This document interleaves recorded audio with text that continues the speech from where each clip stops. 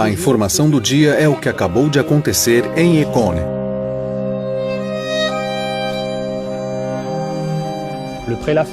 O prelado francês Dom Lefebvre desafiou a igreja. Eis aí o cisma, Dom Lefebvre. Dom Lefebvre excomungou a si mesmo.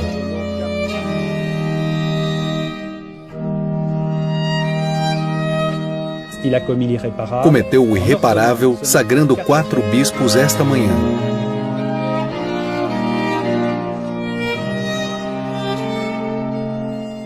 Em 1988, Dom Marcel Lefebvre sagra 4 bispos, sem o Acordo de Roma. Diante de 10.000 fiéis, ele desobedece publicamente ao Papa a fim de continuar a obra que fundou. A Fraternidade Sacerdotal São Pio X.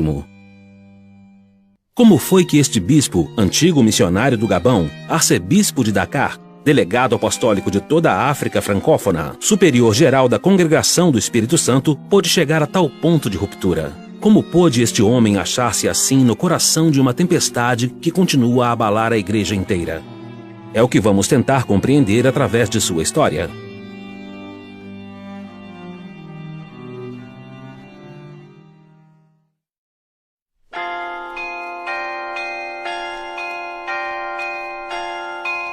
Marcel Lefebvre nasceu em Tourcoing, perto de Lille, em 29 de novembro de 1905. Ao vir ao mundo, encontra uma França economicamente próspera, devido à riqueza das indústrias do norte e do leste, assim como ao desenvolvimento das grandes cidades. O fervor religioso é mantido apesar do anticlericalismo crescente. Em cada paróquia, muitos padres acolhem centenas de fiéis. A igreja é rica em vocações, envia missionários mundo afora e pode orgulhar-se de suas famílias numerosas. É numa dessas famílias que nasce Marcel Lefebvre. Meus pais iam à missa todos os dias.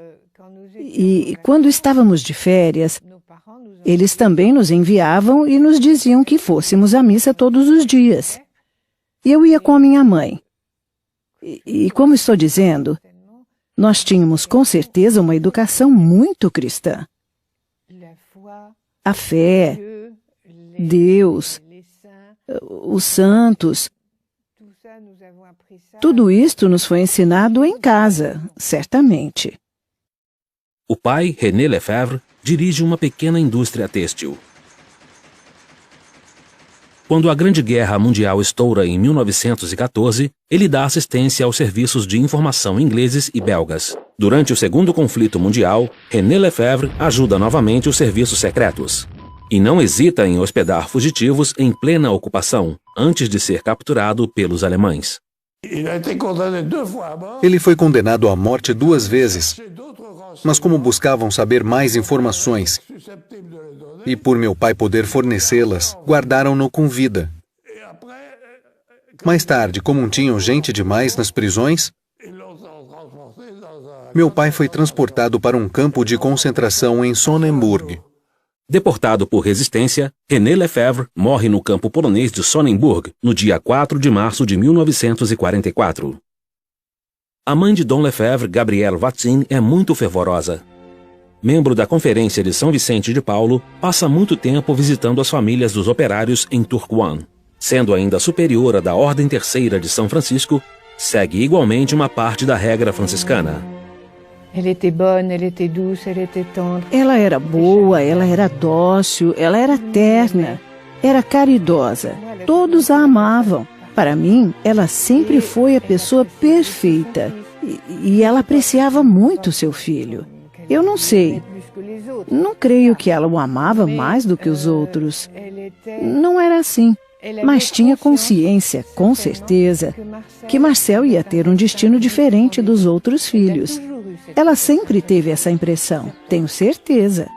Dos 8 filhos, os 5 mais velhos consagraram-se a Deus. René e Marcel junto aos padres do Espírito Santo. Jane será freira de Maria Reparadora. Bernadette, freira do Espírito Santo. E Cristiane, carmelita. Marcel Lefebvre cresceu, pois, num universo profundamente cristão. O essencial de sua escolaridade foi cursado no Colégio do Sagrado Coração, em Tourcoing, uma instituição que deu centenas de padres à igreja. Era bom aluno, o protótipo do bom aluno. Ordenado, sério, era meu amigo de infância e fiquei 8 anos com ele no mesmo banco do colégio. Marcel era aquele que sempre estabelecia a paz entre nós todos.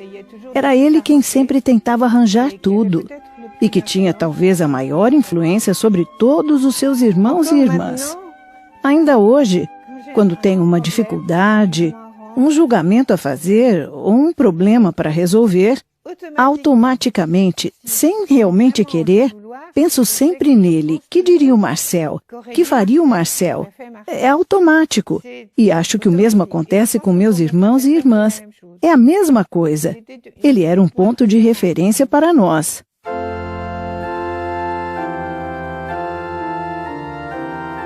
Quando vem o chamado de Deus, ele responde sem hesitar. O irmão mais velho já está em Roma há 1 ano, preparando-se para o sacerdócio. O pai deseja para os filhos a formação mais sólida possível. É assim que, aos 18 anos, depois de ter hesitado entre o clero diocesano e a vida religiosa, ei-lo a caminho da cidade eterna.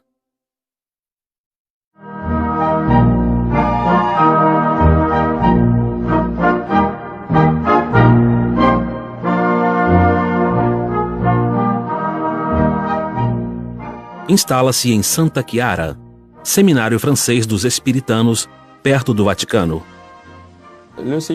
O Seminário Francês de Roma é instituído em meados do século XIX e representa uma das 2 grandes fontes de bispos franceses,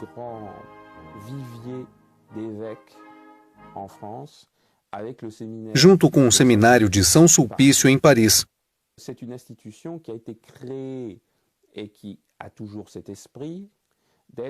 Desde sua criação até nossos dias, essa instituição guarda o caráter de ser como um templo do ultramontanismo, da fidelidade muito forte e acentuada da Igreja da França à Santa Sé.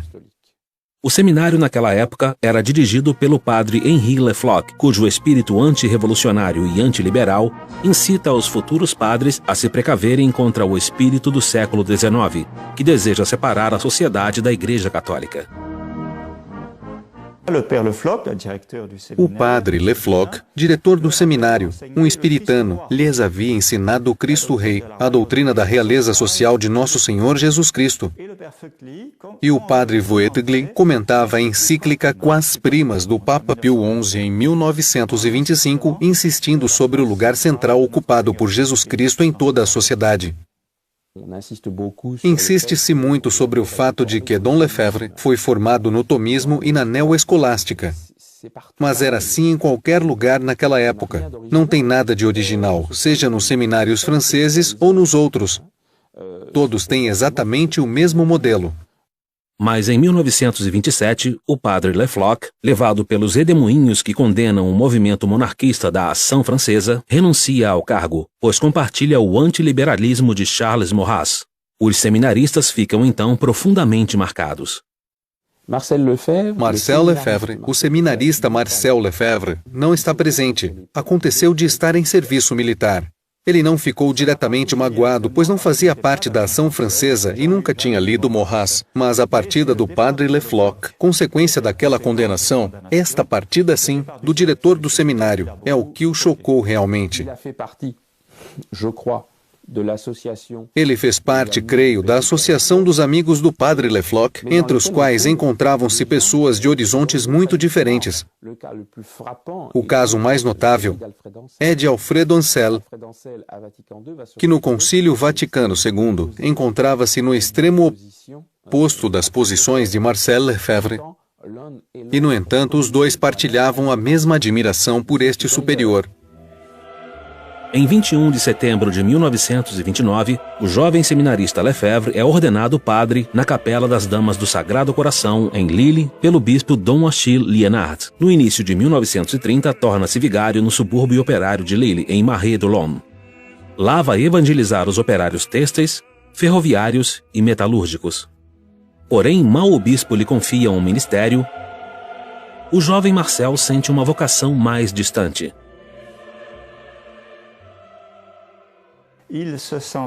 Ele se sentia um pouco desocupado na França, ao passo que seu irmão, já missionário no Gabão, escrevia-lhe cartas e cartas dizendo: Marcel, vem nos ajudar. Temos batismos, temos catecismo, temos conversões. Então Marcel Lefebvre pensou que ele seria muito mais útil e que teria ao mesmo tempo uma vida mais difícil, mais mortificada e mais meritória, tornando-se missionário na África.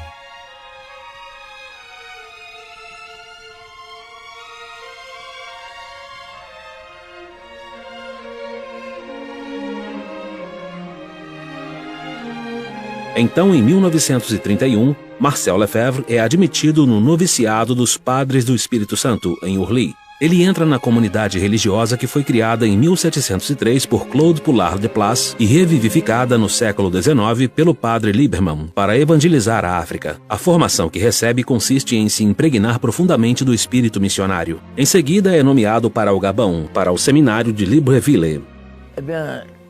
É claro que não faltavam motivos para que ele fosse nomeado professor do seminário, pois era ótimo em teologia, ótimo também em filosofia, ao mesmo tempo que tinha um dom de saber explicar. Na África, é preciso ser realmente professor, bom pedagogo, dar exemplos e falar lentamente. E isso era um de seus dons.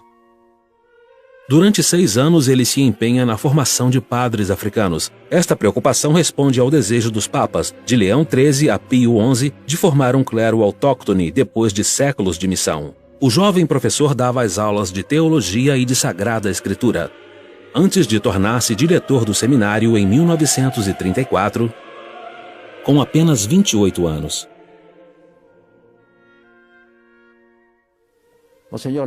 Dom Lefebvre trabalhou muito, porque eram só 2 padres para cuidar tanto do seminário menor quanto do maior, além de um noviciado de religiosas. Eram obrigados, sendo só 2, a assumirem todos os cursos, de modo que, ao final de 6 anos, o padre Marcel já estava muitíssimo cansado. Por isso, o bispo, Dom Tardy, enviou-o a Andiolé, na floresta, e foi assim que ele deixou o seminário. Ele se vê então à cabeça das missões de Andiolé, Libreville, Donguila e mais tarde Lambaréné, onde encontra o famoso Dr. Schweitzer. Constrói igrejas, escolas e postos de saúde. Batiza, prega e confessa. Às vezes ele parte em visita às aldeias mais afastadas. A chegada do missionário na aldeia era sempre tão emocionante que a notícia espalhava-se rapidamente. Logo nos primeiros minutos que se seguiam, os cristãos iam ver o padre para falar-lhe, confiar-lhe seus sentimentos, suas alegrias. Ele confessava a todos os cristãos que precisavam. De manhã cedinho, os jovens que acompanhavam o padre preparavam o altar e a sacristia. E enquanto isso, os cristãos iam chegando para assistir à Santa Missa. Quando o missionário chegava, ele falava. Mas antes era preciso aprender a língua e aprendê-la sobretudo com o sotaque certo. Os que vinham do Camarões ou do Congo tinham sempre o sotaque da língua deles quando falavam fang. Mas o padre Marcel nem sotaque francês tinha.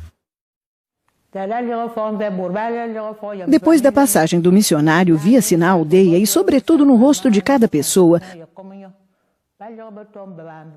um entusiasmo radiante. As pessoas esforçavam-se mais na virtude, preparando-se também para as grandes festas para as quais viajariam da aldeia até a missão. O padre nos falava às vezes: No domingo, ele sempre dava uma conferência. Ele saía da missão e vinha até o convento. Todas as moças se reuniam para escutar o que ele dizia. Ele nos dizia sempre: temos de ser sempre bons cristãos e boas cristãs, porque o mundo vai mudar. Não queiram seguir os bens deste mundo.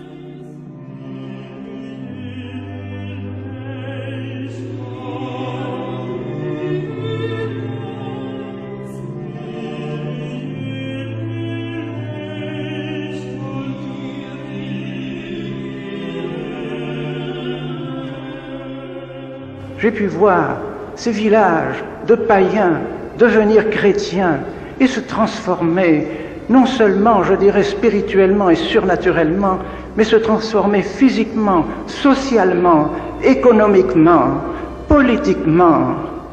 Et alors le village se transformait un peu à peu, sous l'influence de la grâce du saint sacrifice de la messe.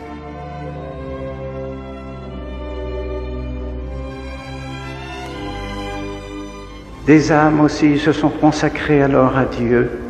Des religieux, des religieuses, des prêtres se donnaient à Dieu, consacraient leur vie à Dieu. Voilà le fruit de la Sainte Messe.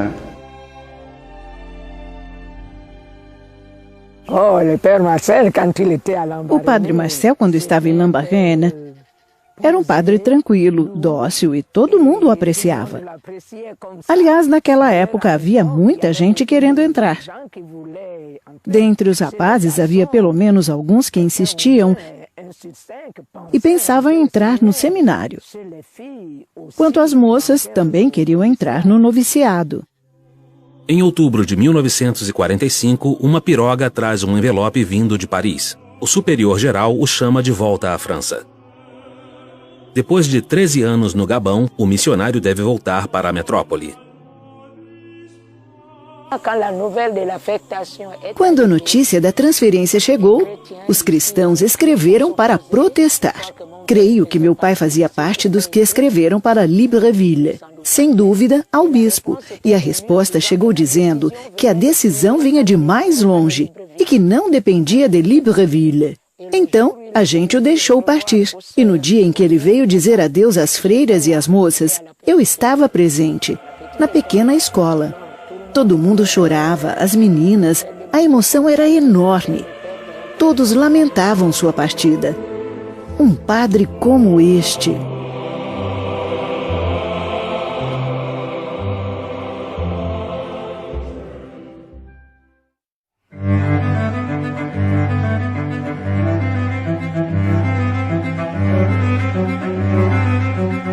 No dia 1º de novembro de 1945, o padre Lefebvre é nomeado superior do escolasticado de Mortagne, um dos centros de formação de sua congregação. Era um homem profundamente espiritual e, além disso, tinha um modo de falar caloroso. Mas, sobretudo, ele tinha sido missionário em Lambaréné. Ele tinha o prestígio de alguém que estivera no terreno das missões. E ainda por cima era um homem que tinha o senso de organização. No coração da Normandia magoada pela guerra, ele inicia seus futuros padres a teologia de Santo Tomás de Aquino. Sentíamos muito bem que este padre tinha um pensamento profundamente escolástico. Lembro-me bem que durante os 2 anos de filosofia, ele promovia o que na Idade Média se chamavam disputações. Quer dizer disputas ou controvérsias. Havia então um dentre nós que defendia uma tese de filosofia ou de teologia e outro que, ao contrário, atacava. E lembro-me muito bem que tivemos sessões memoráveis nessas ocasiões. O padre Marcel não ficou muito tempo em Mortagne, pois já em junho de 1947, o Papa Pio XII nomeou-o a sede de Dakar. Assim, a criança do norte, o mateiro do Gabão, torna-se bispo aos 41 anos. Ele é sagrado bispo em sua paróquia de Tourcoing no dia 18 de setembro de 1947 e toma por lema esta frase de São João, luz da atividade missionária. Et nos credidimus caritati. E nós cremos na caridade.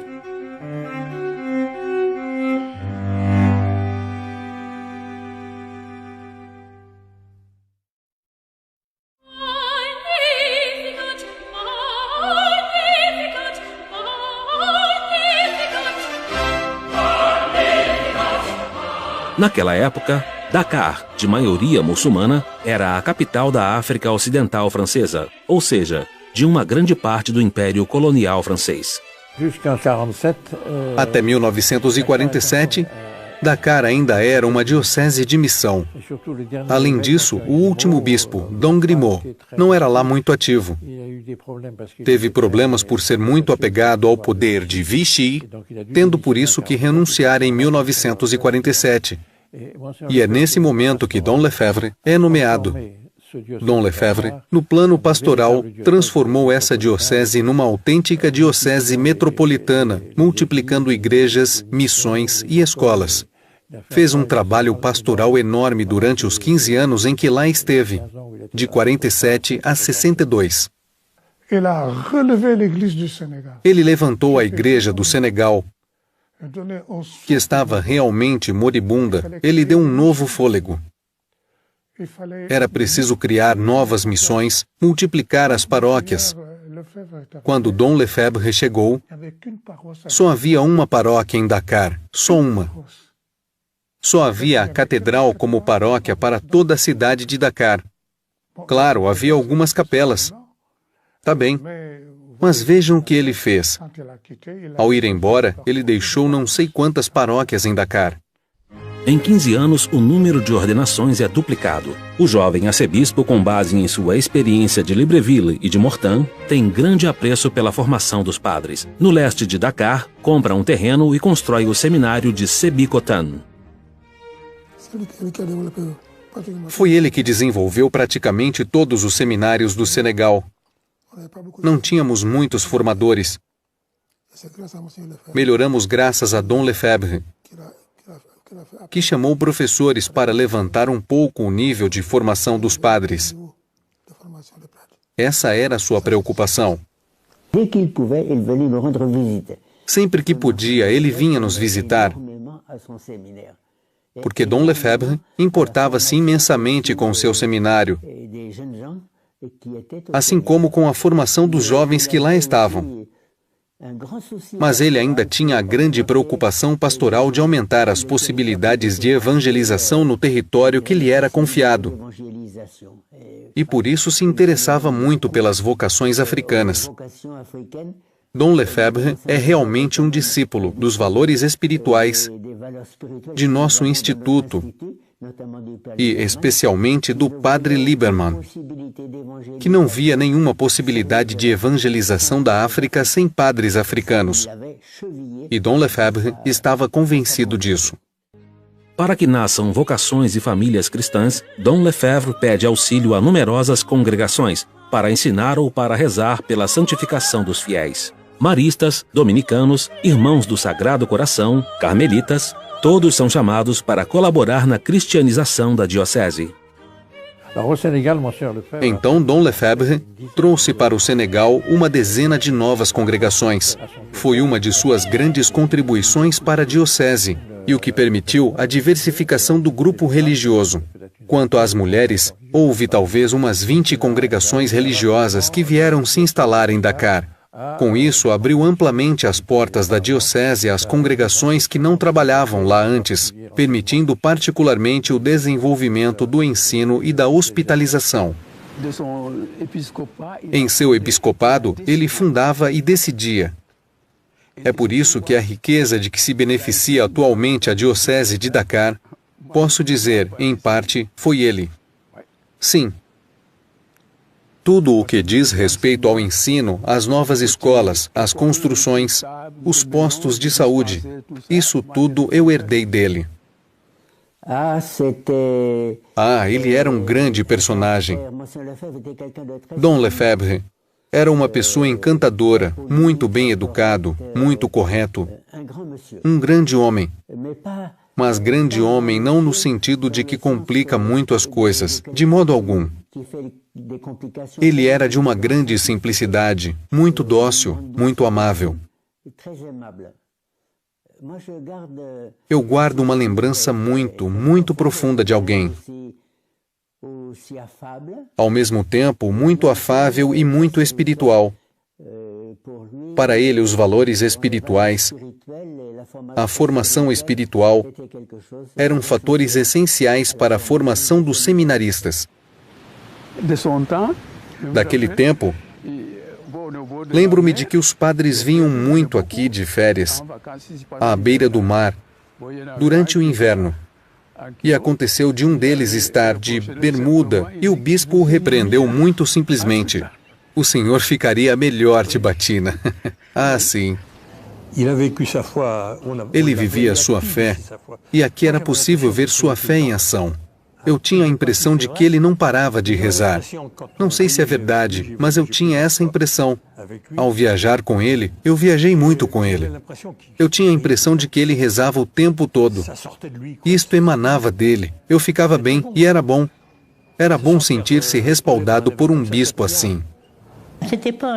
Não era um orador extraordinário, falava com simplicidade, mas o que importava para ele era a vida interior, a vida espiritual, a união com nosso Senhor. Quando ele celebrava a missa, sentíamos que ele acreditava no que fazia.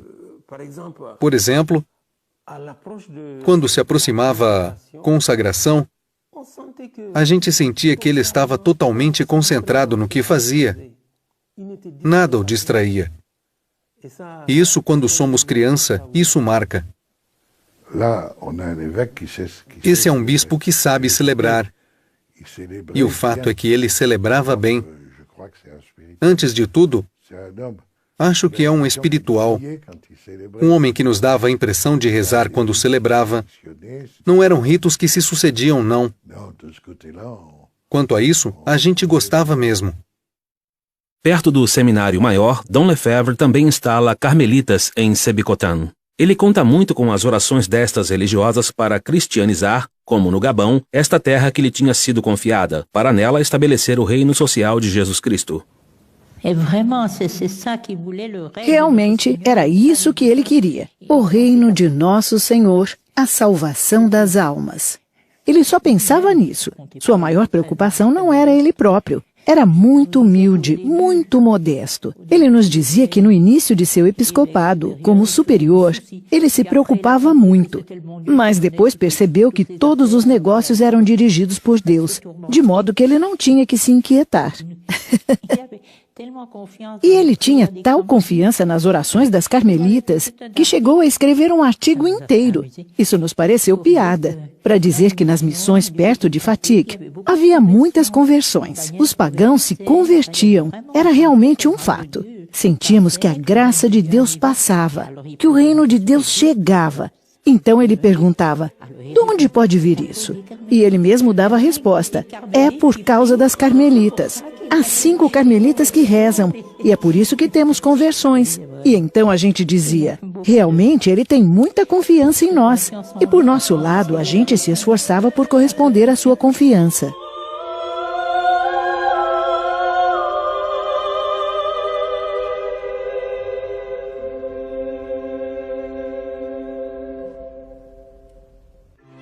Et nos credidimus caritati.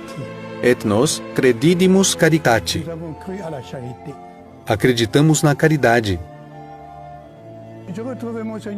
Eu reconhecia Dom Lefebvre na sua divisa. Ele difundiu a caridade. Através de todas suas obras, eu via essa caridade que ele espalhava. Dom Lefebvre, depois de sua sagração,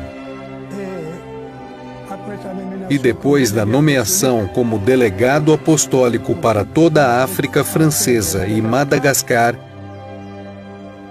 em todo o lado, como Cristo, ele fez o bem em toda parte.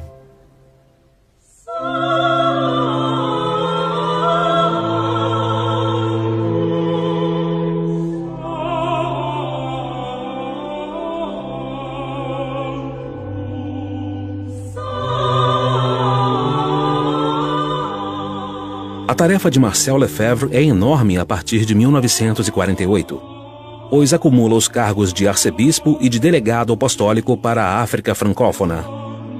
Torna-se, então, representante do Papa nos territórios que vão do Marrocos até Madagascar. É o principal homem da Igreja em todo o continente. Como delegado apostólico, ele era representante do Vaticano. Era o papel que mais tarde teriam os núncios, com a diferença de que sua nunciatura não era só um país, mas o conjunto de países francófonos da África Ocidental. E não só da África Ocidental, mas de toda a África, pois até mesmo Madagascar fazia parte de seu território. O presidente Houphouët-Boigny lhe dava um carro de alta categoria e um avião para ir onde quer que fosse, estando todo mundo oficialmente obrigado a recebê-lo e honrá-lo, como delegado apostólico. E é aí que a gente vê que na África não se entende a questão da laicidade do Estado. Se é um prelado, deve ser honrado. Ele representa Deus. Ponto final. Isso era típico. De Abidjan a Djibouti, de Dakar a Madagascar, ele favorece a edificação de seminários, de escolas, de igrejas, de hospitais. Cria 40 novas dioceses e lhes fornece bispos autóctones. A cada ano ele vai a Roma apresentar seus trabalhos ao Papa. É nessa época que Pio XII redige a grande encíclica sobre as missões, Fidei Donum.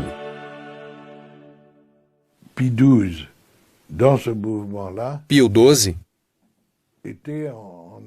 nesse assunto, concordava, ou melhor, Lefebvre estava de acordo com o Pio XII. Há quem diga, mas disso não tenho provas, que foi o pensamento de Lefebvre que se concretizou no documento do Papa, na encíclica. Mas, enfim, ao mesmo tempo, Pio XII, um conservador, tinha uma nova visão sobre o futuro da África. Agradava a Lefebvre. Agradava aos dois. Dom Lefebvre coloca as balizas da Igreja da África numa época em que o continente está em plena mutação. O movimento da descolonização atinge um a um todos os países. O arcebispo teme, sobretudo, que esse movimento se realize contra o cristianismo. Ele pensava que isto favoreceria o desenvolvimento do comunismo. Claro, ele se opunha muito ao comunismo e pensava que a descolonização era um movimento inspirado pelos comunistas. 1962. Ele tem 56 anos. É preciso partir. O novo Papa João XXIII quer definitivamente favorecer a instalação de bispos locais e Dom Lefebvre, que perde todas as suas prerrogativas, é convidado a voltar para a França. Mas seu país natal mudou radicalmente desde sua partida, há 30 anos. É que nos anos 50 recomeça a guerra entre integristas e progressistas. Mas já há debates para saber que atitude tomar no contexto da Guerra Fria, assunto do qual não se pode fugir. Deve-se buscar uma aliança com esse mundo ligado ao Partido Comunista em suas diferentes ramificações? Ou temos de nos colocar numa posição anticomunista, firme, resoluta e clara, como propõe o decreto do Santo Ofício de 1949? Ora, a Igreja da França oscilava. Uma parte da Igreja francesa sentia-se atraída pela ideia de que o futuro da humanidade se encontrava nas mãos da classe operária e que então era preciso, não digo aderir ao Partido Comunista, de modo algum, nem às suas organizações, mas manter contato com o movimento operário. Ora, em 1959, Dom Lefebvre colocou-se publicamente contra a ideologia comunista. E ele explica, de fato, que a linha de conduta da Igreja sempre foi a de se opor às consequências da Revolução Francesa, de se opor aos falsos princípios da Idade das Luzes, de se opor à heresia, à falsidade dos direitos humanos. Pode-se então dizer que em 59 todas as cartas já estão na mesa. O episcopado francês vê com maus olhos a chegada desse arcebispo missionário que toma tão facilmente uma posição, de maneira que lhe propõe a diocese de Toul, uma das mais pobrezinhas do centro da França. Na França, quando um general mal visto é descartado, ele é enviado a Limoges, e todos dizem então que o general é limogé. Sendo Tulle perto de Limoges, dizia-se, Dom Lefebvre foi Tullisé. Mas Dom Lefebvre fica pouco tempo em Toul, pois já em 1962 é eleito superior geral pelo Capítulo Geral dos Espiritanos. A partir de então, passa a viajar o mundo inteiro desde seu escritório em Paris e depois em Roma. Ele está à frente de uma congregação de 5.000 membros instalados em 300 dioceses. Ele gozava de um prestígio bastante grande e de um apoio institucional, de modo que foi eleito de maneira principesca, com extrema rapidez, sem atrasos. O processo foi bem sucedido. É um candidato que aparece na lógica de sua posição nos anos 50 como um reformador pateliano muito prudente.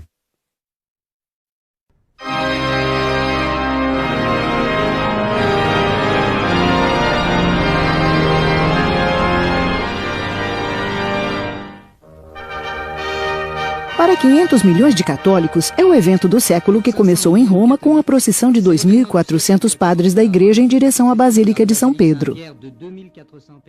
Em 11 de outubro de 1962, abre-se o Concílio Vaticano II, o primeiro concílio da igreja desde há um século.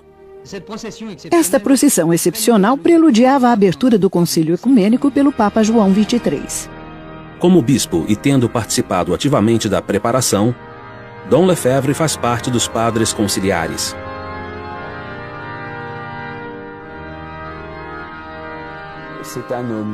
É um homem que chega ao concílio relativamente confiante. Ele julga que a preparação foi bem feita. Rapidamente, porém, numerosas informações lhe indicam que existe uma incerteza que... uma tendência, eu diria, mais liberal, entre aspas, entre muitas aspas, que está se organizando e que pode ter uma força muito influente e marcar os espíritos e a qual é preciso responder.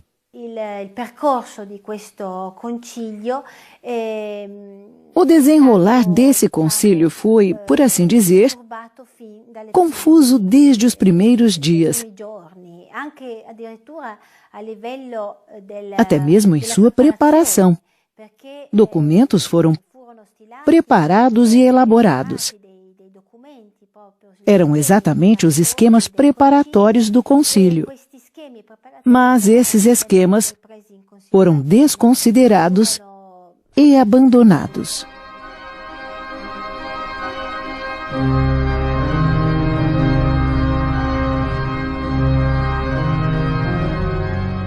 Os esquemas preparados há 3 anos são então rejeitados desde os primeiros dias. Correntes revolucionárias apareceram com muita violência, sobretudo da nova teologia, da Nouvelle Théologie. E na prática, os grandes inspiradores foram particularmente os teólogos franceses. Basta pensar em nomes como Congar, Chenu, de Lubac. E foram justamente esses teólogos que influenciaram as ideias dos padres conciliares e dos bispos. O mundo ficaria chocado demais se a igreja chegasse dando essa impressão de que eu sou a solução de todos os problemas, eu tenho a solução para todos os problemas. Não. Nós viemos somente para colaborar, para tratar de colaborar com o mundo, sem nos impor e trazendo, talvez, aqui e ali, algumas luzes. No fundo, do que é que se tratava? O centro do concílio era uma tomada de consciência da Igreja por ela mesma, no nosso século.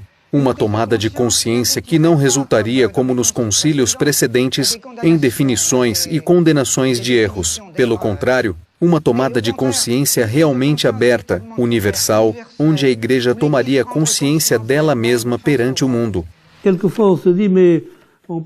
Às vezes dizemos, ou podemos dizer, mas por que Dom Lefebvre insistiu tanto no fato de que o concílio era pastoral, de que se tratava de um concílio pastoral? Na verdade, não foi Dom Lefebvre que inventou isso. Foi o próprio concílio que se fez pastoral e que, às objeções da minoria, que propunha precisões doutrinais, respondia: não, somos um concílio pastoral. O senhor teria razão de pedir isto, caro padre, se nosso concílio fosse doutrinal, mas ele é pastoral, e então trata-se de um gênero literário diferente. Mas apesar de afirmarem não tocar em nenhum dogma católico, os bispos votam textos fundamentais que modificam as relações entre a Igreja e o mundo.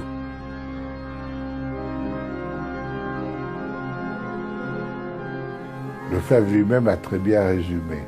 O próprio Lefebvre resumiu claramente. E essa forma de resumir me parece dizer muitas coisas. É a Revolução Francesa. Ora, a Revolução Francesa significa liberdade, igualdade, fraternidade. O concílio caminha em direção a uma declaração sobre a importância da liberdade de consciência.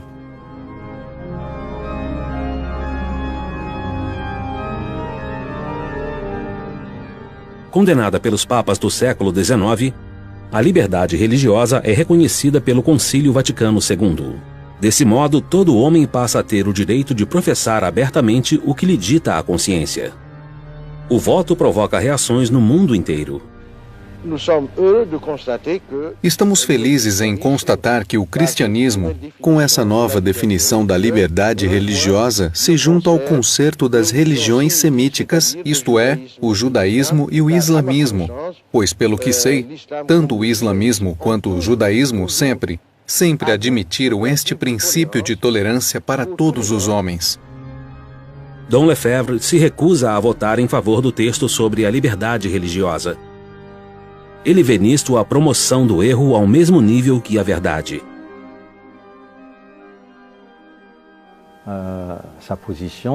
Se pudéssemos resumir sua posição num slogan, seria o seguinte: nós estamos na verdade. Só a verdade tem direitos.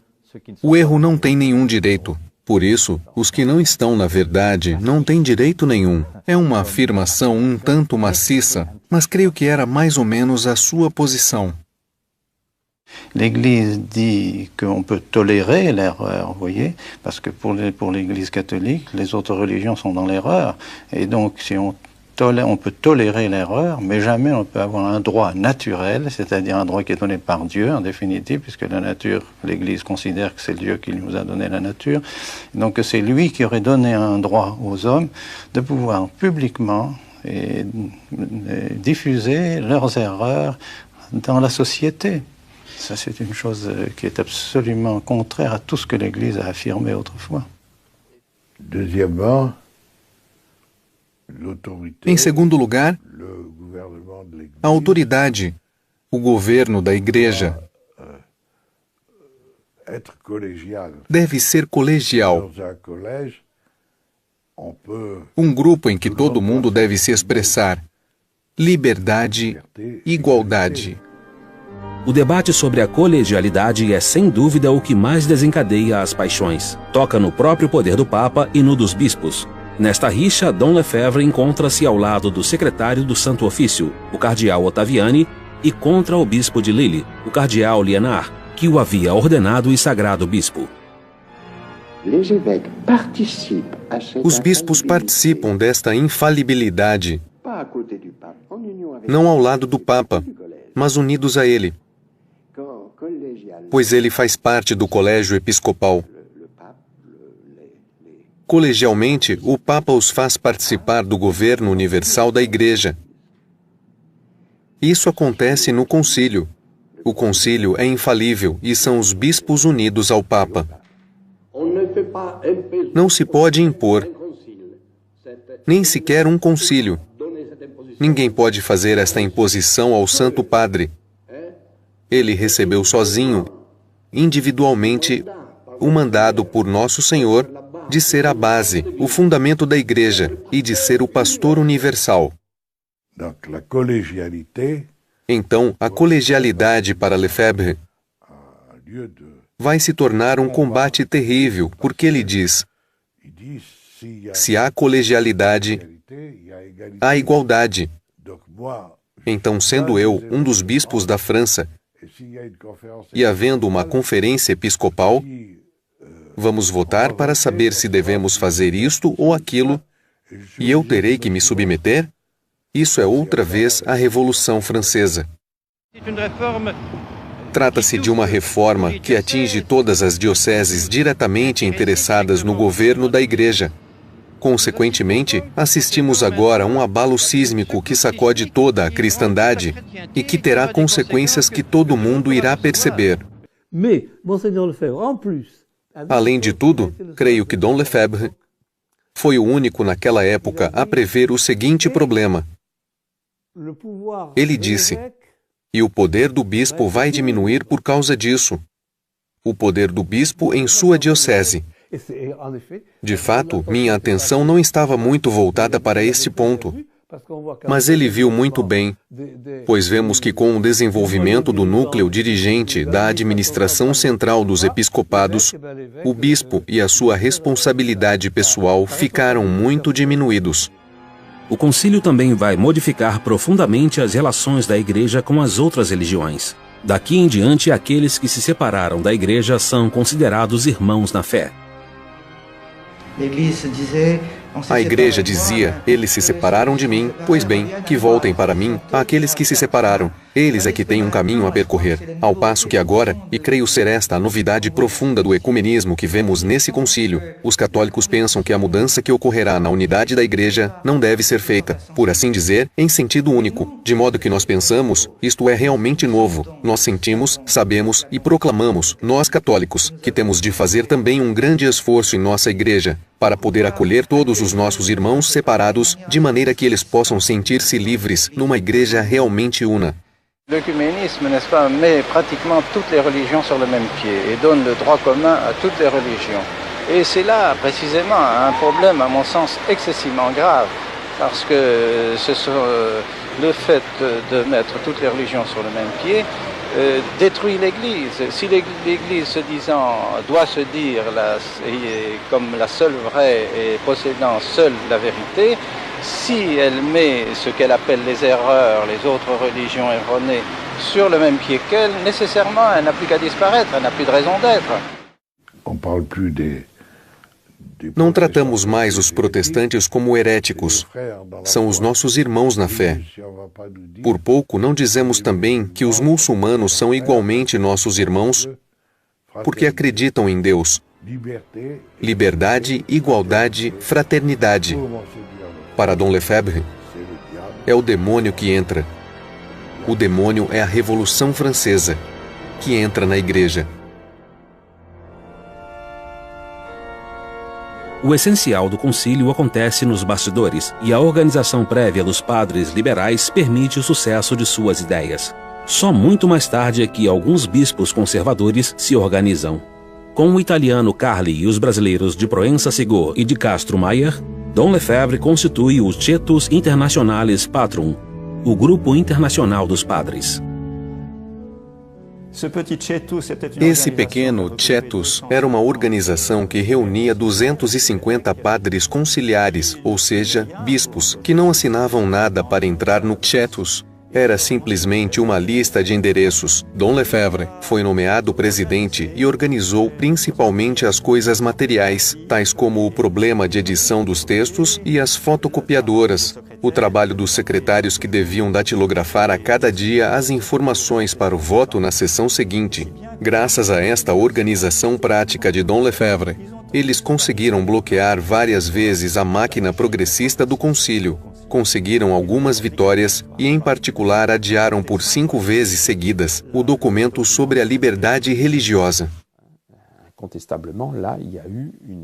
Houve então, incontestavelmente, uma ascensão do poder desta ação, porque Paulo VI queria obter o acordo mais unânime possível e, sob esse ponto de vista, ele se viu obrigado a fazer certo número de concessões, modificando ele mesmo alguns textos.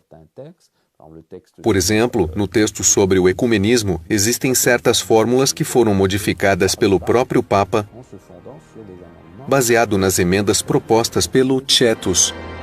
No dia 8 de dezembro de 1965, o Papa Paulo VI encerra oficialmente Vaticano II. Vira-se uma página na história da Igreja. O lado conservador inquieta-se e já pensa em minimizar a aplicação do concílio. Como superior geral, Dom Lefebvre tem a obrigação de aplicá-lo em sua congregação. Penso que, de início, ele achava que a aplicação do concílio seria dirigida por Roma e que o essencial das questões perigosas seria controlado. Acontece que entre 66 e 68, ainda como superior geral dos espiritanos, ele pôde ver as derrapagens que já aconteciam, sobretudo na província espiritana da Holanda. A província já estava completamente fora de controle, totalmente, em particular os jovens, os escolásticos e outros, que esperavam o casamento dos padres e zombavam das constituições. Na preparação do capítulo, tudo era considerado ultrapassado, ridículo.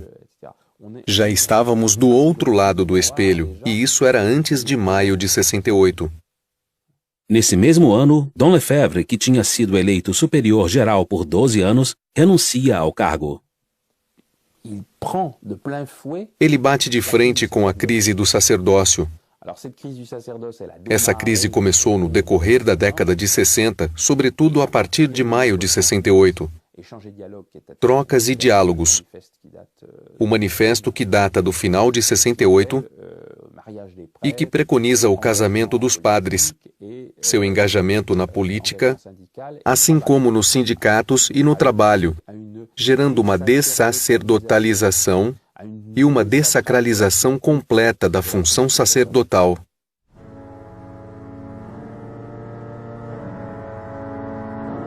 Em todos os seminários, o agiornamento, a adaptação à atualidade, é sinônimo de maior participação dos jovens e de adaptação ao mundo contemporâneo. Creio que as estruturas que se definiram neste início de ano durante nossos conselhos gerais levam justamente em conta esta participação, e fomos realmente nós, seminaristas, com a equipe de animação, que estabelecemos juntos essas estruturas em função dos desejos e das necessidades de cada um. Cada vez mais, assistíamos a uma dessacralização do sacerdócio, e a formação dada nos novos seminários estava realmente a léguas de distância daquela que tínhamos recebido em nossa época, não é verdade? De modo que os jovens padres, não digo que não tenham tido mérito, mas eles saíam e não tinham a formação doutrinal como nós tínhamos recebido, e assim eles iam, cada vez mais, de experiência em experiência, me entende? Até mesmo em Roma, as instituições de formação eram animadas por esse movimento inovador.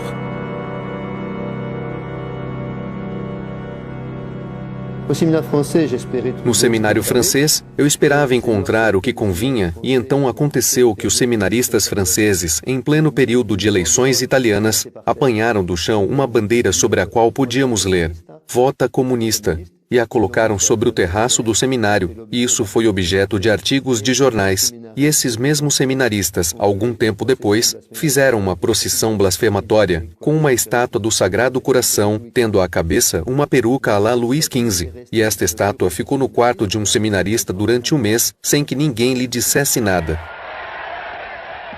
Foi nessa mesma época que o cardeal Marty, então arcebispo de Paris, fez um elogio ao movimento estudantil de contestação de maio de 68. Os senhores também ficaram emocionados com o que aconteceu no último mês de maio, a irrupção de uma juventude inteira uma juventude que de repente quer ocupar seu lugar na vida. Sentimos também nesses eventos de maio uma seriedade da classe operária que procura não só ganhar seu salário para viver, mas também que busca encontrar sua liberdade, ser independente, também ser respeitada pelo que é. Muitos católicos se afastam da igreja por causa desses sermões progressistas, de esquerda. Essa ausência de reação contra as ações comunistas, sim, numa área que é muito importante diante da propaganda comunista, da ideologia comunista, de tudo isso. Eis aí um bispo. Eis aí um bispo que fala do comunismo. Que disent les communistes? Ils disent que la religion est une aliénation. Oui, c'est vrai, la religion est une aliénation, en ce sens que nous donnons nos corps, nos âmes, notre intelligence, notre volonté dans les mains de Dieu. Nous nous aliénons pour nous donner tout entier à Dieu, tout entier à celui qui nous a créés. Vous vous aliénez pour un parti, pour des hommes. Vous mettez toute votre nature, toute votre puissance, tout ce que vous avez dans les mains des hommes. Eu vi muitas pessoas naquela época voltarem à prática religiosa, também com um bispo desses. Mas aos olhos dos fiéis, a mutação mais visível vinda do concílio foi, sem dúvida, a mutação da liturgia. Desde 1969, Paulo VI ordena a aplicação do Novus Ordo Missae, em vez do antigo missal dito de São Pio V. Depois da consagração, é a comunhão sob as duas espécies.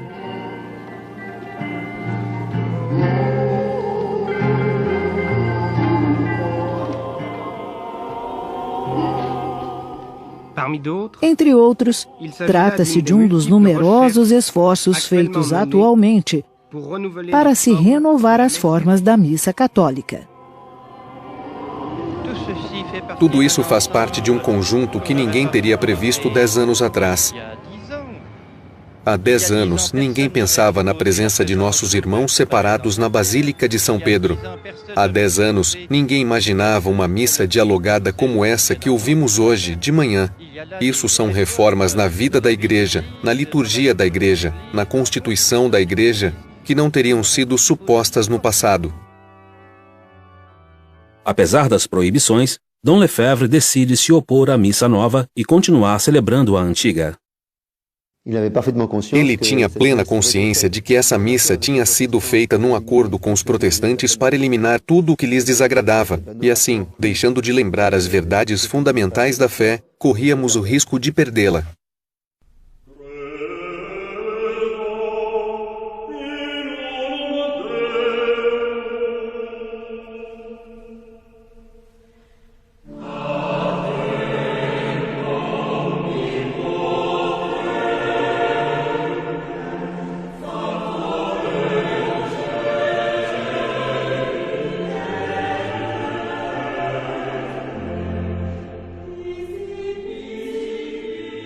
Em Roma, vários estudantes do seminário francês decidem sair à procura do superior de sua congregação espiritana, Dom Marcel Lefebvre. Fiquei muito preocupado com a impossibilidade em que nos encontrávamos de continuar a trabalhar e de ter alguma certeza de chegar ao sacerdócio, visto o estado de espírito reinante. Fui então levado a lhe pedir que fizesse alguma coisa por nós. No princípio, ele me respondeu: vou achar-lhes um bispo. E lembro-me de ter tido a audácia de responder: mas, monsenhor, é o senhor que queremos. Ele me olhou estupefato e eu mesmo estava espantado de ter me atrevido a dizer tal coisa, porque só tinha 19 anos e estava cursando filosofia, e tinha me dirigido a um bispo de 63 anos dizendo: é o senhor que a gente quer. Não era pouco atrevimento, mas ele não disse nada e depois me respondeu: bom, vou pensar nisso. Dom Lefebvre aproveita o apoio do seu amigo Dom Charrier, bispo de Fribourg, na Suíça. Sua universidade ainda possui um clima favorável às ideias tradicionais. Dom Lefebvre se decide então, já em idade de se aposentar, a abrir uma casa de formação sacerdotal. Em maio de 1969, na biblioteca do professor Fahy, Vários amigos o encorajam a empreender esta fundação de espírito tradicional. Lá encontrava-se o padre Marie-Dominique Philippe, dominicano, o abade de Haut-Terrive, cisterciense, o Dr. Fay. E então ouvi esses senhores conversando sobre a situação da igreja, sobre a situação do sacerdócio e todos, particularmente o padre Marie-Dominique Philippe, encorajando-o a criar alguma coisa em Fribourg, sob sua própria autoridade.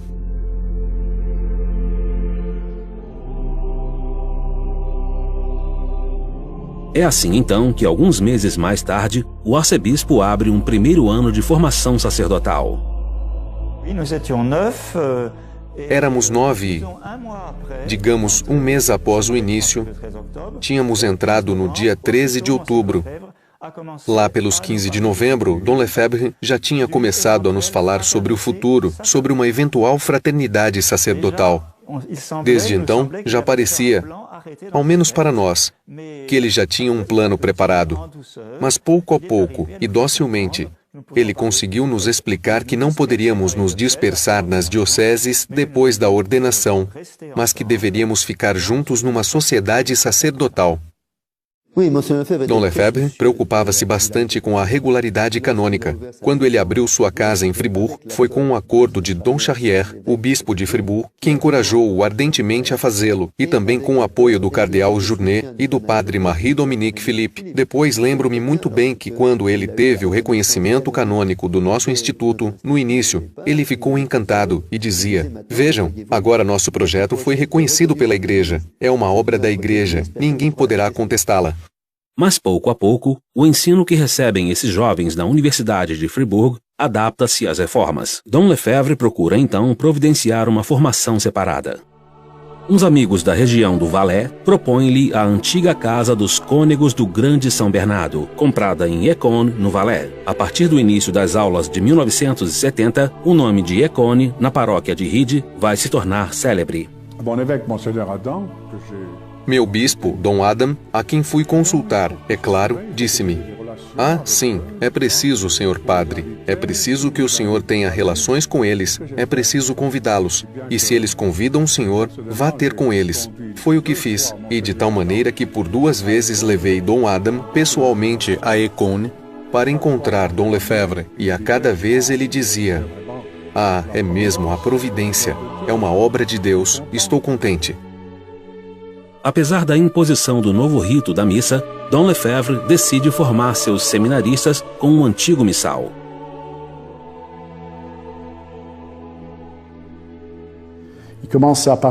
Ele começou a falar da missa e víamos que era toda a sua fé que se expressava. Era mesmo impressionante, porque para ele a missa era tudo. Era a redenção, era a cruz, é o coração do cristianismo, o meio de salvação, e o principal objetivo da igreja é continuar a missa, e devíamos fazer todo o possível para que os fiéis pudessem assistir à missa e beneficiar de suas graças.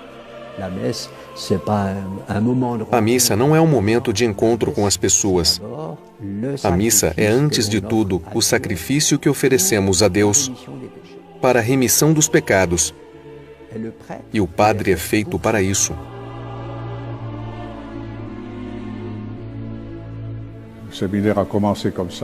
O seminário começou assim.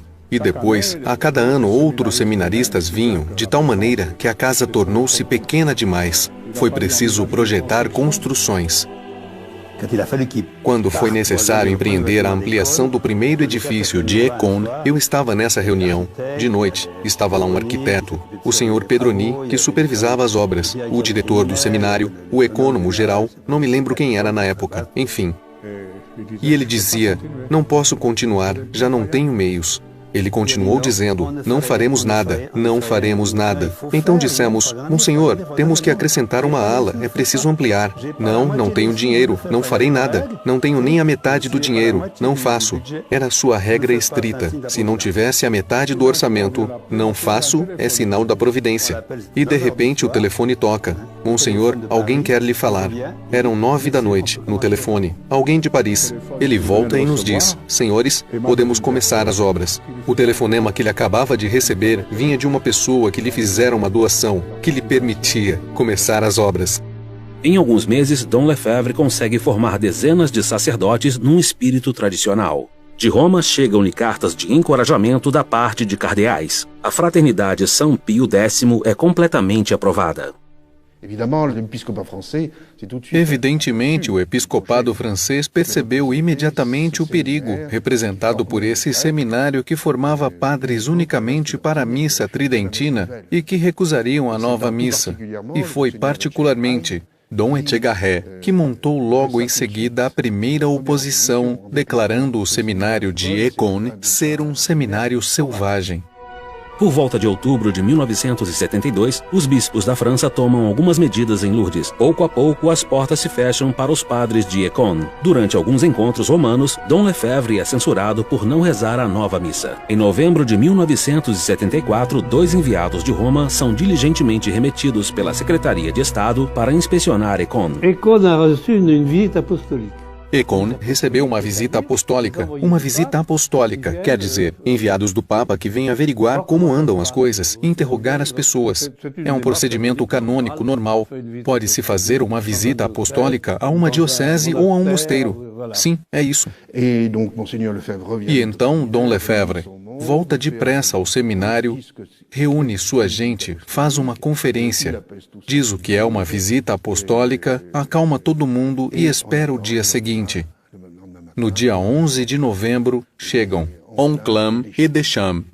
Lembro-me muito bem, a gente esperava passeando pelo grande corredor com Dom Lefebvre, e ele me disse, porque sabia que era o começo das complicações com Roma, preferiria morrer a ver-me em oposição com Roma.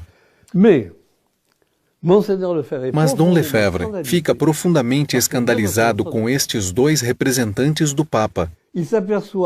Ele percebe que na conversa com os seminaristas, eles faziam perguntas, falavam, etc., mas que também, e sem se envergonharem nem um pouco, diziam que duvidavam da ressurreição física de nosso Senhor Jesus Cristo. Eles não assistiram a nenhuma missa durante os 2 dias que, penso eu, passaram no seminário e tiveram conversas tão revolucionárias diante de Dom Lefebvre, que Dom Lefebvre teve que fazer aquela famosa declaração de 21 de novembro de 1974. Nous adhérons de tout notre cœur, de toute notre âme, à la Rome catholique, gardienne de la foi catholique, et des traditions nécessaires au maintien de cette foi, à la Rome éternelle, maîtresse de sagesse et de vérité. Nous refusons par contre, et nous avons toujours refusé, de suivre la Rome de tendance néo-moderniste, néo-protestante, qui s'est manifestée clairement dans le Concile Vatican II, et après le Concile dans toutes les réformes qui en sont issues. Aucune autorité, même la plus élevée dans la hiérarchie, ne peut nous contraindre à abandonner ou à diminuer notre foi catholique.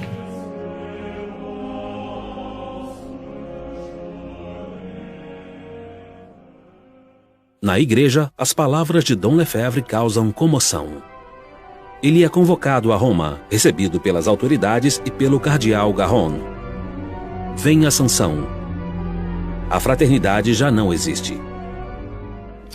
Então, era a supressão do seminário, supressão da fraternidade sacerdotal São Pio X, a despedida de todos os seminaristas do seminário de Écône. Em 75, tudo estava resolvido, mas eles se esqueceram da determinação e da força de alma de Dom Lefebvre. O bispo se vê confrontado a uma escolha grave. Ele decide, no entanto, atender ao pedido de todos os seminaristas e, apesar da proibição, continua a obra de Écône. Em suas conferências, ele se dirige a Roma para explicar sua escolha. Mais que faire devant les orientations qui sont données et qui nous viennent du Vatican, qui nous viennent de Rome et qui nous semblent contredire explicitement les affirmations qu'ont faites d'une manière officielle et publique vos prédécesseurs. Nous sommes donc devant un dilemme crucifiant où nous vous suivons totalement, complètement, et nous suivons tout ce que Rome nous demande de faire depuis le Concile, et nous nous éloignons de vos prédécesseurs, ou nous suivons vos prédécesseurs et nous avons l'impression de nous éloigner de vous. Ele disse várias vezes, foi porque os seminaristas vieram ter comigo e me pediram para receber uma formação. Foi por causa dos pais de família que me disseram, não abandone os nossos filhos, eles querem ser padres e têm direito a uma boa formação. E depois, se ele consentiu em enviar padres um pouco por todo o canto, foi porque havia fiéis que pediam a Santa Missa de sempre, que pediam para receber os sacramentos. Sempre foi esta, penso eu, a linha de conduta de Dom Lefebvre. Respondemos às necessidades dos fiéis. E ele se preocupava tanto mais com a regularidade canônica, quanto mais se dava conta de que justamente precisava se opor a certas diretivas de Roma. Queria por todos os meios, como ele mesmo dizia, que era necessário rezar pelo Papa no cânon da missa, pelo bispo da diocese, sempre recusando as teses sedivacantistas, de modo que era o seu cuidado primordial. E é por isso que ele ia a Roma cada vez que lhe pediam explicações, porque dava muita importância a essa união com Roma. Sempre que as coisas podiam ser feitas segundo as normas, tínhamos que respeitá-las. O estarmos em crise não quer dizer que tudo é permitido. E mais, como ele mesmo dizia, os superiores existem para o bem e não podem nos impedir, ou não podem impedir que os fiéis tenham a Santa Missa, que recebam os sacramentos, de modo que não se pode utilizar o direito canônico contra o bem dos fiéis. É por isso que ele considerava que há momentos em que somos dispensados. É o que chamamos de estado de necessidade da Igreja. Referimos-nos ao princípio superior, e sabemos que o princípio superior das leis da Igreja é a salus animarum, a salvação das almas, e nada nos pode impedir de salvar as almas. Em 29 de junho de 1976, Dom Lefebvre procede, como nos anos anteriores, às ordenações sacerdotais em Écône. Ele é imediatamente sancionado pela suspensão ad vinis. A princípio, já não pode administrar os sacramentos. On m'a mis dans les mains un missel nouveau, en me disant, voilà, la messe que vous devez célébrer, et que vous célébrerez désormais dans toutes vos maisons. On m'a dit également que si, en cette date, aujourd'hui, ce 29 juin, devant toute votre assemblée, nous célébrions une messe selon le nouveau rite, tout serait aplani désormais entre nous et Rome. Or, il est évident que ce rite nouveau est sous-tendu, si je puis dire, suppose une autre conception de la religion catholique, une autre religion. Ce n'est plus le prêtre qui offre le saint sacrifice de la messe, c'est l'assemblée. Or, ceci est tout un programme, tout un programme. Désormais, c'est l'assemblée aussi qui remplace l'autorité dans l'Église. C'est l'assemblée épiscopale qui remplace le pouvoir des évêques. C'est le conseil presbytéral qui remplace le pouvoir de l'évêque dans le diocèse. C'est le nombre qui commande désormais dans la Sainte Église. Et ceci est exprimé dans la messe précisément parce que l'assemblée remplace le prêtre, à tel point que maintenant beaucoup de prêtres ne veulent plus célébrer la Sainte Messe quand il n'y a pas d'assemblée. Tout doucement, c'est la notion protestante de la messe qui s'introduit dans la Sainte Église. Si j'ai persisté dans cette attitude, c'est parce que je crois à mon bon droit. Devant la persécution qui m'est faite, je n'ai jamais pu, à vrai dire, me défendre. Il n'y a jamais eu un procès en bonne forme.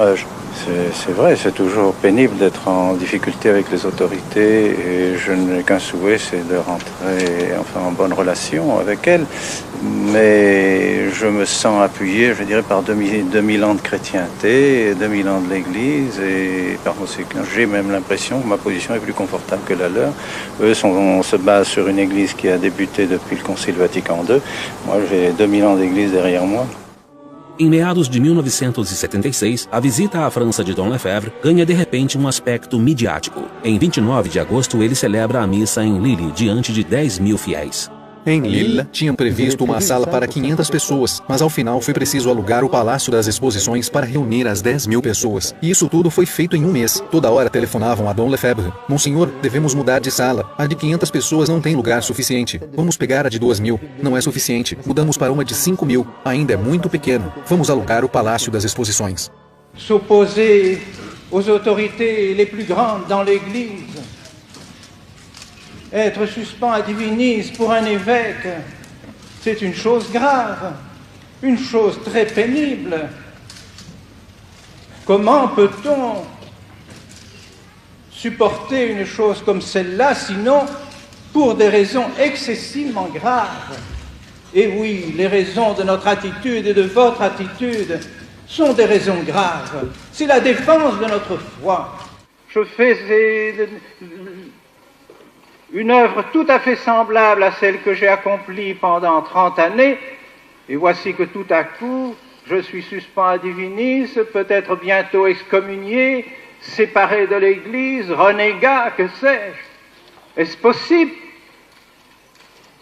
Est-ce donc que ce que j'ai fait pendant 30 ans était susceptible aussi d'une suspense à divinis? Je pense au contraire que si à ce moment-là, j'avais formé mes séminaristes comme on les forme maintenant dans les nouveaux séminaires, j'aurais été excommunié. Si j'avais à ce moment-là enseigné le catéchisme qu'on enseigne dans les écoles à ce moment-là, on m'aurait dit hérétique. Et si j'avais dit la Sainte Messe, comme on l'a dit maintenant, on m'aurait dit suspect d'hérésie. On m'aurait dit aussi hors de l'Église. Alors je ne comprends plus. Quelque chose précisément a changé dans l'Église. Quando eu estava na Califórnia, ele me visitou 3 vezes e em Michigan, Houston, Phoenix, foi sempre a mesma coisa. Não estou fazendo nada além de transmitir o que recebi como seminarista, como sacerdote e como bispo. É o simples tradidi quod et accepi. Transmiti o que recebi. Je veux qu'à l'heure de ma mort, lorsque notre Seigneur me demandera qu'as-tu fait de ton épiscopat, qu'as-tu fait de ta grâce épiscopale et sacerdotale, je ne puis pas entendre de la bouche du Seigneur, tu as contribué à détruire l'Église avec les autres. No mês de setembro, conseguindo enfim uma audiência com Paulo VI, Dom Lefebvre pede ao Papa que o deixe fazer a experiência da tradição. Muitos intelectuais se mobilizam em sua defesa. Dom Lefebvre é um homem que admiro.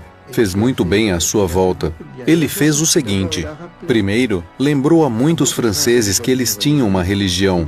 Ele os forçou a se questionarem sobre essa religião, sobre a fé deles. No que é que eu creio? Sou realmente católico romano ou o quê? Será que... aonde estamos indo?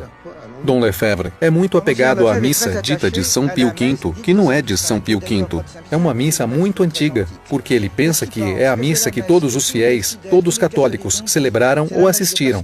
É a missa de Pascal, é a missa de São Cura d'Arce, do Padre Foucault. Ele não entende que todas sejam permitidas. Muitas outras missas, muitos outros ritos, menos um rito, o rito da Santa Missa de sempre, de tantos séculos, de modo que eu penso muito naturalmente, eu diria respeitosamente ao Papa.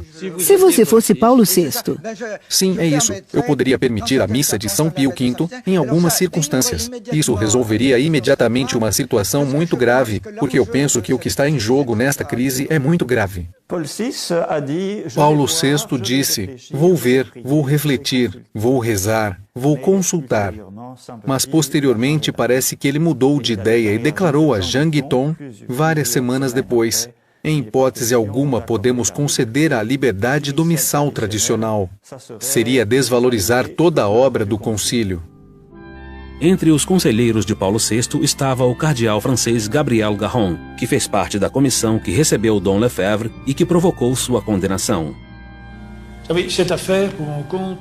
Quer saber de uma coisa? Quando Dom Lefebvre tomou sua decisão, eu fiquei evidentemente transtornado. Olhando agora para trás, eu digo: se tivesse que recomeçar em consciência, não faria algo diferente do que fiz. Quando ouvi dizerem que eu era um dos que faziam pressão ao Papa sobre esse assunto, fiquei simplesmente estupefato. Recebi uma missão, Cumpri meu dever. Remeti meu trabalho, como dizia Mauriac.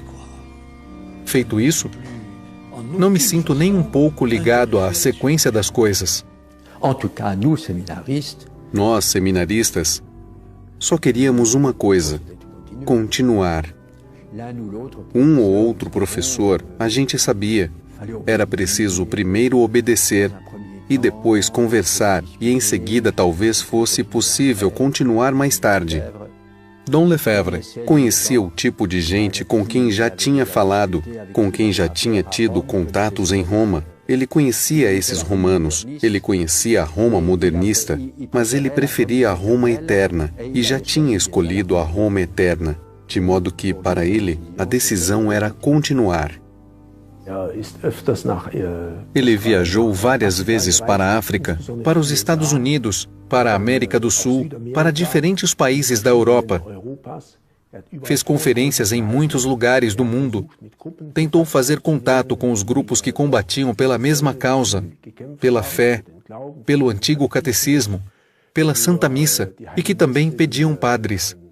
Ele atraía especialmente muitas vocações que eram formadas por ele em seus seminários e às quais em seguida ele conferia a ordenação. E assim, pouco a pouco, nos países para os quais voltavam esses novos padres, ele ia tentando implantar priorados, seminários, centros de retiro e também escolas. Isso tudo significa, no final das contas, restaurar, de certa maneira, uma pequena cristandade.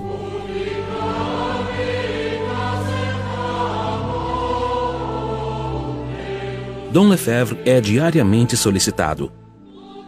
Desde 1971, ele é contactado por moças que querem consagrar-se a Deus.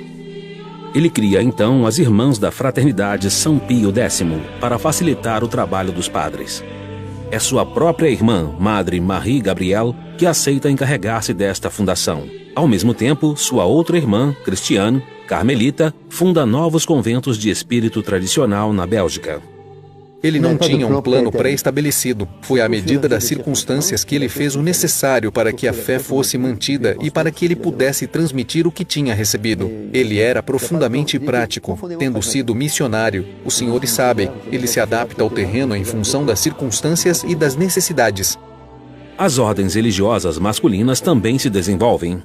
Em Mérigny, o padre Le Carreau recebe o apoio de Dom Lefebvre para evangelizar novamente o centro da França. Em Vaucluse, o bispo ordena padres no mosteiro do Barroux. Em Beaujolais, ele apoia o padre Eugène, que mantém a ordem de São Francisco. Em Avrillé, em Anjou, o prelado confere as ordens a jovens dominicanos. Na África, ele tinha percebido que a vida religiosa estava frequentemente à origem da conversão dos pagãos. A maneira de viver das religiosas e dos sacerdotes era muitas vezes um grande fator para a eclosão das conversões. Essas numerosas comunidades tiveram suas próprias fundações pelo mundo inteiro, dos Estados Unidos até a Nova Zelândia. Bem, ele visitou-me em San José, na Califórnia, 3 vezes. A última foi em 1984. Era bem recebido. É claro que quando os padres ou bispos locais descobriam que ele estava vindo, logo punham avisos dizendo que não o fôssemos ver. Mas ele era bem recebido em todos os lugares em que o vi, com centenas ou mesmo 1.000 a 2.000 pessoas. E hoje haveria muito mais, pois temos muito mais fiéis. Com o tempo, Dom Lefebvre será também solicitado para criar escolas de rapazes.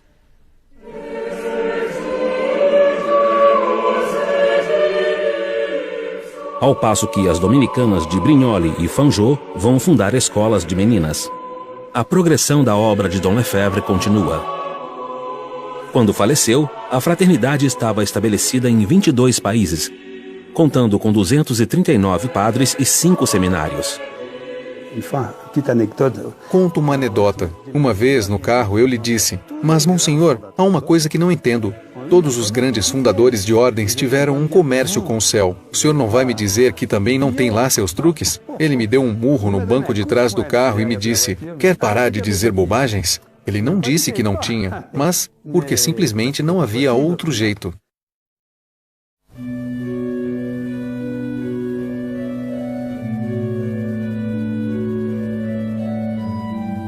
Nos anos 80, as relações com as autoridades pioram. De seu lado, Roma pensa em ver a Fraternidade São Pio X desaparecer junto com seu fundador, cuja idade avançada e a saúde precária deixam entrever um falecimento próximo. Dom Lefebvre falou-me pessoalmente sobre a ideia de uma sagração episcopal pela primeira vez em 1983. Ele, na época, estava doente e me disse que talvez fizesse alguma coisa precisamente para garantir que, mesmo depois que nos deixasse, os seminaristas pudessem ser ordenados em nossos seminários. Mas ele era ainda jovem demais. Ele consultou e pediu conselho a diversas pessoas leigas e eclesiásticas, não somente no seio da fraternidade, mas também fora dela. E ele rezava nessa intenção, rezava sem cessar. É realmente a primeira vez na história que vemos representantes de todas as religiões rezando juntos. Em 1986, João Paulo II convida todos os representantes das religiões para rezar à sua volta. Tive a ocasião de ir a Econe. Falei com Dom Lefebvre e lhe disse: olhe os projetos dos quais se falam em Roma, que o Papa quer reunir todas as religiões e ir a Assis para que todos rezem juntos. E eu me lembro muito bem. Monsenhor pôs as mãos no rosto dizendo: é o fim das missões. E realmente, com grande pesar, como se alguma coisa lhe tivesse magoado profundamente, porque ele tinha uma alma, eu diria, profundamente missionária. Pour Monseigneur Lefebvre, c'est impensable. Isso, para Dom Lefebvre, era impensável. Poder colocar assim o erro e a verdade em pé de igualdade, como se disséssemos hoje que os mesmos direitos poderiam ser dados tanto à saúde como à doença. Se a doença tem tanto direito quanto a saúde, tudo está perdido. É declarar o fim dos médicos e da medicina. Acaba tudo. Espetáculo surpreendente. Assis em oração pela paz. Vimos chefes religiosos muçulmanos pregar nas igrejas, na frente dos cristãos, sentados ao lado dos fiéis do Islã. Assis, em 86, foi para ele um drama. Ver o pontífice, vigário de Cristo, sucessor de São Pedro, rebaixado ao nível de qualquer outra religião. Dom Lefebvre ficou muito humilhado. E foi também por ter uma fé formidável em Nosso Senhor, por crer que Cristo é o Filho de Deus, que ele não pôde suportar ver o sucessor de Pedro nessa atitude física, moral e teológica. É neste fato que temos de ver sua razão de proceder. 2 anos mais tarde, a sagração episcopal. Estou persuadido disso. No entanto, de visita a Roma durante o ano de 1987, Dom Lefebvre encontra várias vezes o cardeal Ratzinger, superior da Congregação para a Doutrina da Fé, exímio teólogo alemão nomeado para resolver as dificuldades com Econe. Dom Lefebvre era um homem de princípios e ao mesmo tempo sabia muito bem que o único interlocutor que existia era a Cúria Romana e que, portanto, era preciso guardar relações cordiais com os homens da Cúria, porque a solução da crise da Igreja virá de Roma e ele estava certo disso. Era então imprescindível guardar contatos com Roma. O cardeal Ratzinger continua as negociações nos meses seguintes. Dom Lefebvre envia 2 de seus padres a Roma para trabalhar num acordo, enquanto o cardeal Gagnon é enviado pela Santa Sé para inspecionar as diferentes casas da fraternidade. Vimos coisas muito edificantes por todos os lugares que passamos. É longo, mas tentamos visitar tudo e ver as obras que estão sendo realizadas. Vê-se bem que há muito trabalho sendo feito. E qual foi a recepção que lhe fizeram as comunidades? Ou a comunidade? Muito boa. Não se pode pedir uma recepção mais calorosa. Fala-se sempre do grande amor que se tem pelo Papa e pela Santa Igreja, e do desejo que se tem de serem plenamente reconhecidos pela Igreja.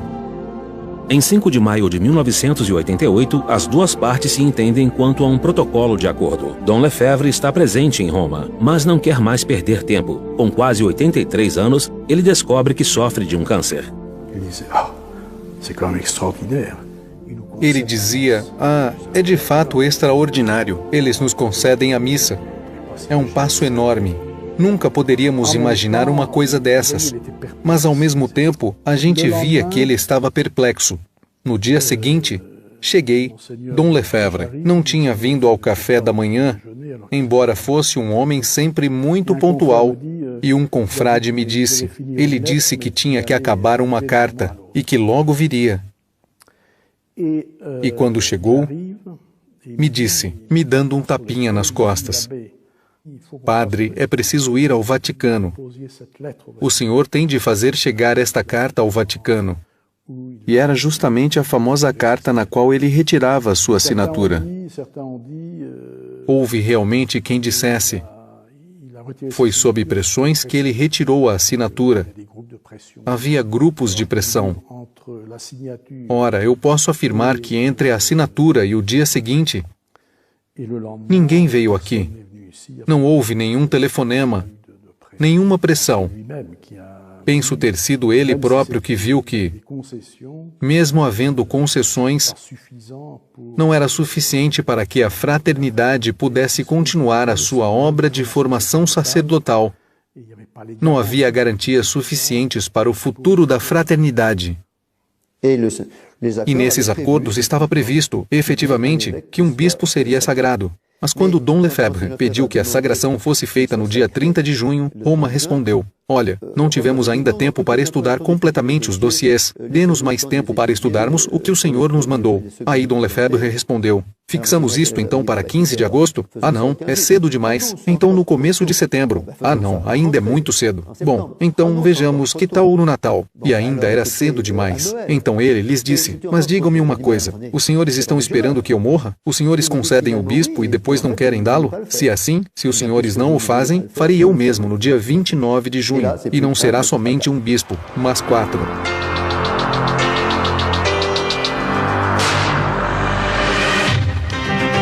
A manchete do dia é o que acabou de acontecer em Écône, o primeiro cisma na Igreja Católica desde mais de um século. Dom Lefebvre excomungou a si mesmo, sagrando 4 bispos tradicionalistas.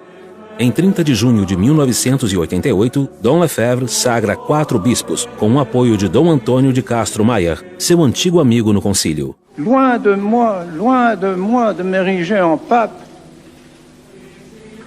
je ne suis qu'un évêque de l'Église catholique qui continue à transmettre la doctrine. Alors je ne puis pas, en conscience, laisser ces séminaristes orphelins, et je ne puis pas vous laisser, vous non plus, orphelins, en disparaissant sans rien faire pour l'avenir. Ce n'est pas possible. Ce serait contraire à mon devoir. Dans quelques années, je ne sais pas, le bon Dieu seul connaît le nombre des années qu'il faudra, pour que le jour où la tradition retrouve ses droits à Rome, nous serons embrassés par les autorités romaines qui nous remercieront d'avoir maintenu la foi dans les séminaires, dans les familles, dans les cités, dans nos pays, dans nos couvents, dans nos maisons religieuses, pour la plus grande gloire du bon Dieu et pour le salut des âmes. Na noite posterior às sagrações, ele me chamou e disse, Madre, estou numa paz incrível. Tenho certeza de ter feito o que Deus queria. Magnífico, não é? E ele dizia, ainda hoje de manhã eu estava numa tortura me perguntando se realmente eu estava fazendo uma obra da igreja ou uma obra pessoal. E estou certo de que Deus é quem pediu. E a paz que me habita é para mim uma certeza.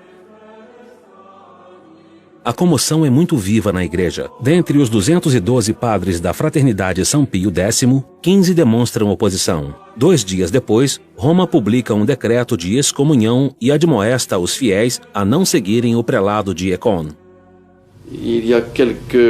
Alguns adeptos de Dom Lefebvre o seguem em alguns países do Ocidente. É necessário ter uma visão muito universal da Igreja. É preciso encontrar os bispos da África, da América e de outros lugares para perceber até que ponto trata-se de um grupo isolado, uma espécie de seita. É difícil prever as repercussões. O que, em todo caso, eu posso dizer é que vamos nos mostrar acolhedores para todos aqueles que se recusarem, e eles serão muitos a seguir Dom Lefebvre, nesse cisma dramático para a Igreja.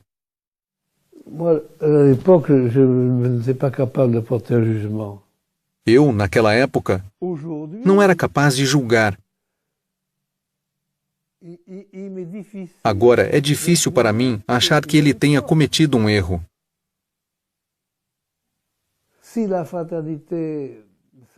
Se a Fraternidade São Pio X existe ainda hoje, é porque Dom Lefebvre deu-lhe 4 bispos,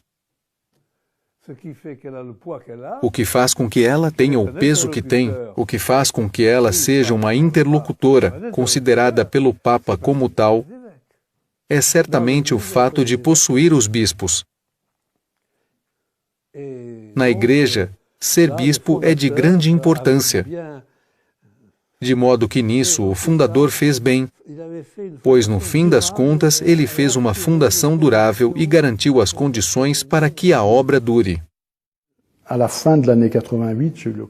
Ao final de 88, tive a ocasião de encontrá-lo no mês de dezembro, e ele me disse que esperava que muito mais padres e seminaristas o abandonariam, e por outro lado, que ele se sentia muito reconfortado em ver a maneira com que os jovens bispos eram acolhidos pelos fiéis.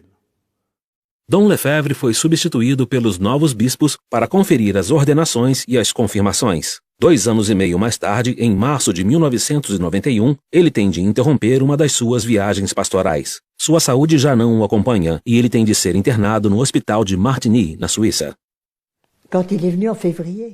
Quando ele veio em fevereiro a Fanjeaux, sua última visita, ele tinha me pedido para vir.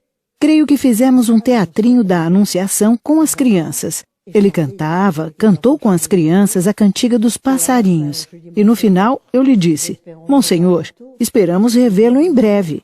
E ele me disse: Madre, eu cumpri o meu dever. Meu trabalho acabou. As senhoras têm os bispos. Vejam com eles agora. Foi a sua última visita e ele morreu um mês depois.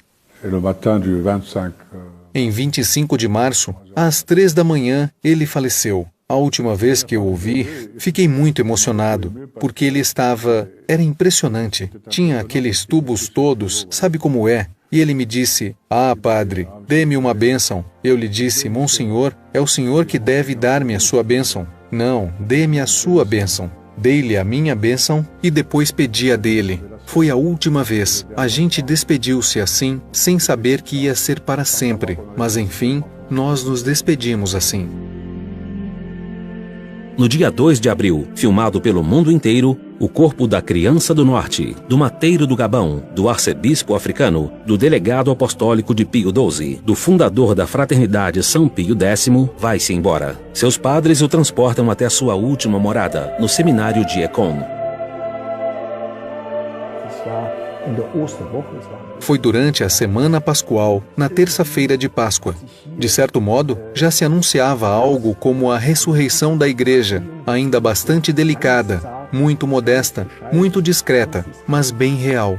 E eu acho que isso deu muita coragem às pessoas, e penso que elas se diziam: mesmo depois da morte de Dom Lefebvre, a obra vai continuar a se desenvolver, dar sequência ao seu trabalho de renovação do sacerdócio católico e de recristianização de uma sociedade completamente descristianizada. E é bem isso o que o arcebispo sempre quis.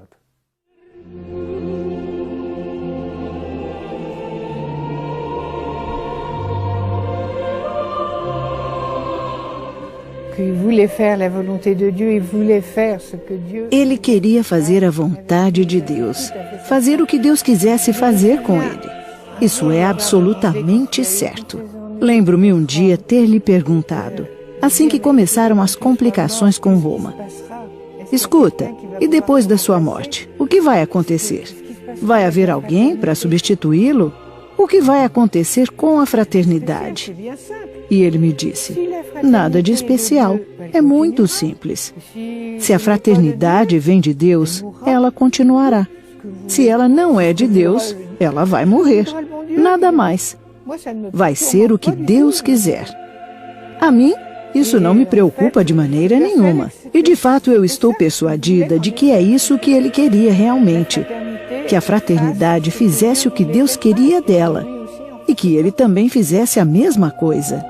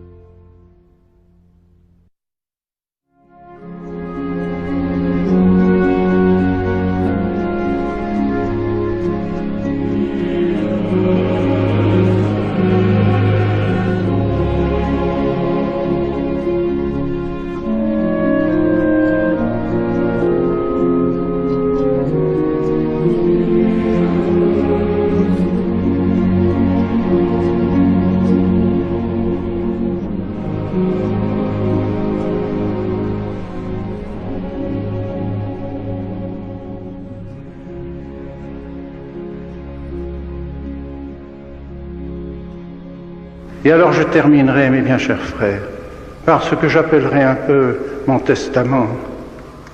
Testament, c'est un bien grand mot, parce que je voudrais que ce soit l'écho du testament de notre Seigneur. Novi et aeterni testamenti. C'est le prêtre qui récite ces paroles à la consécration du précieux sang. Hic est calix sanguinis mei, novi et aeterni testamenti.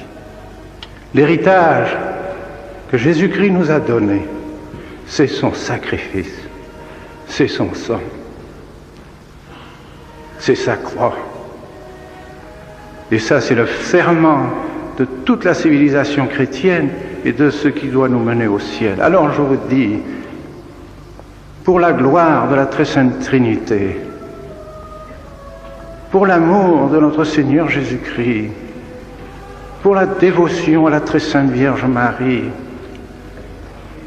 pour l'amour de l'Église, pour l'amour du pape, pour l'amour des évêques, des prêtres, de tous les fidèles, pour le salut du monde, pour le salut des âmes, gardez ce testament de notre Seigneur Jésus-Christ. Gardez le sacrifice de notre Seigneur Jésus-Christ. Gardez la messe de toujours. Et alors vous verrez la civilisation chrétienne refleurir.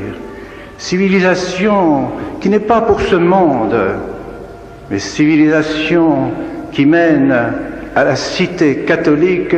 Et cette cité catholique, c'est la cité catholique du ciel qu'elle prépare.